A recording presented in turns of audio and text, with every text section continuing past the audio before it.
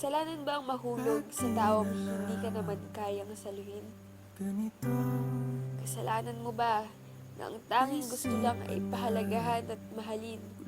Kung tatanungin ba natin ang isa't isa, sino nga ba ang tunay na may sala? Ang umasa sa pag-ibig na walang kasiguraduhan o ang tulad mong nagbigay pag-asa sa pag-iibigan?